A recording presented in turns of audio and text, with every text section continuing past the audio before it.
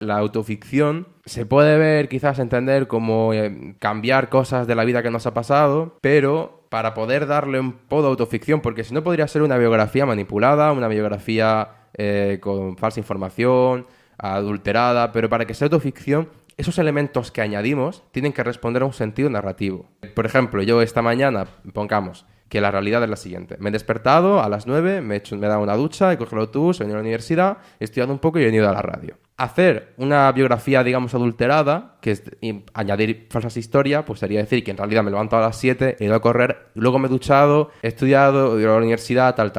Y hacer autoficción sería coger lo que yo he explicado, que es ducharme, ir a la universidad, estudiar y la radio, y eso que ha ocurrido, darle un sentido narrativo. Que yo me he duchado, que yo tengo miedo de la radio, he ido a la universidad y mientras estaba estudiando ha pasado algo que me ha dado el valor para ir a la radio. Conviertes una anécdota o parte de tu vida en una historia con un sentido narrativo. Esos elementos son los que pueden marcar esa parte de ficción. Además de, por supuesto, esos elementos son ficticios, son inventados. Yo Calcare, por ejemplo, pueden hacer con esos personajes esquizofrénicos del Armadillo o sus voces en general, que evidentemente no ocurren en la vida real, pero son recursos narrativos para poder introducir parte de su pensamiento y que, por supuesto, le da un sentido, una coherencia narrativa. De hecho, en la autoficción se pone un conflicto que no existe, el conflicto concreto. O sea, por ejemplo, una persona que ha pasado por un duelo de un familiar de primer grado, en la vida real el conflicto está ahí, que es el duelo de ese familiar de primer grado. Pero si lo llevas a la autoficción, al final vas a meterlo en un conflicto aparte. Por ejemplo, que tuvieras un problema con esa persona y que durante el duelo sirva para poder redimir ese problema, que haya una parte del pasado de esa persona que no conozcas y el conflicto sea descubrir cuál ha sido ese pasado. O sea, se le añade algo más que quizás puede entenderse como que es para alejarlo de la realidad y no sentirlo como que estás desnudándote del todo, pero que por supuesto sirve para que tenga un atractivo narrativo, porque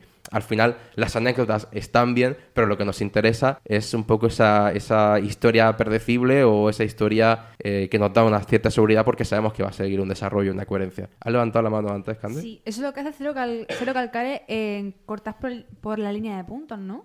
Por así decirlo. Efectivamente. Y en la otra serie. Y en sus cómics. En sus cómics también. En todas sus historias en general. Quizás menos en las de los kurdos, la de No Sleep to Shengal y Coven Calling, porque ahí realmente se supone que está contando tal cual lo que le pasó en el viaje, con pelos y señales, obviando nombres concretos, porque si pues dice los nombres de ciertas personas, los turcos van y bombardean, entonces pues no es plan, ¿no? Pero todo lo demás se supone que en esos casos concretos sí es realidad, sí es biográfico, sí es un diario o una memoria, pero lo demás es autoficción. Lo controversial de la autoficción es que hay muchos críticos literarios, que es lo que yo quería preguntaros, que creen que en la actualidad hay demasiada autoficción en general. Es una tendencia que se puede ver sobre todo en la literatura, pero que también se puede ver mucho en el cómic, sobre todo europeo u occidental, no tanto en el manga. Se le dice a la gente que hace autoficción que es un culto a la personalidad, que es muy individualista, narcisista. El problema está cuando esa autoficción pues, pasa por esa